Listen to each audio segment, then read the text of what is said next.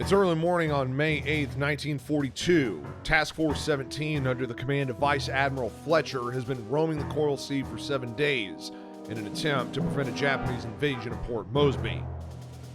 The carriers USS Yorktown and USS Lexington were quite active and successful the day before. The American air groups managed to sink a light Japanese carrier with minimal losses, forcing the invasion force to loiter in fear of facing overwhelming odds on its way around the New Guinean Peninsula.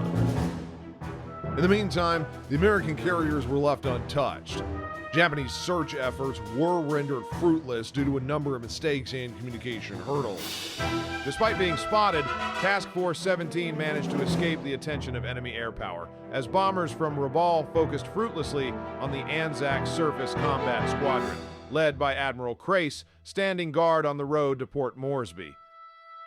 As for the main Japanese carrier force, they attacked in droves the oiler USS Neosho and her escort USS Sims, mistakenly identifying them as a carrier force. Realizing their blunder, the Japanese aircraft launched a late afternoon search and destroy attack against the American carriers. Lost in bad weather, they were intercepted by American fighter cover and suffered crippling losses. Plus, to add insult to injury, they came across their target in the darkness on their way home and even tried to land, mistaking the American carriers for their own. But the Americans know that it was far too much luck for one day.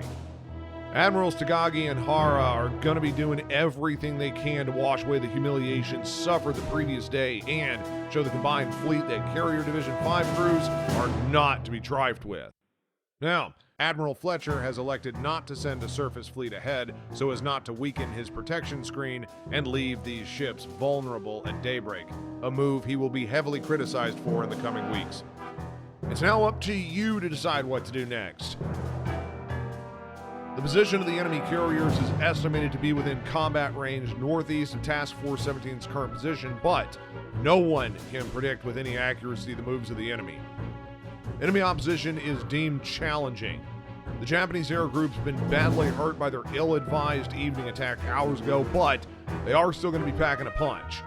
Expect to be going toe-to-toe with about 60 to 70 enemy Zero fighters, dive bombers, and torpedo bomber crewed by professionals, some of them veterans of many campaigns. As for the Americans, your own air groups are in good shape but are still suffering from a low number of available fighters, which will force you to make some tough calls. Should you escort your bombers as a priority or protect your carriers? It's your job to figure out how to best prepare for the first real carrier-to-carrier engagement of the war. Your objective is to seek out the enemy carrier force, engage it, and inflict heavy damage to force the Japanese Navy to abandon its move against Port Moresby. You're retired to the south at the end of your operation. Good luck.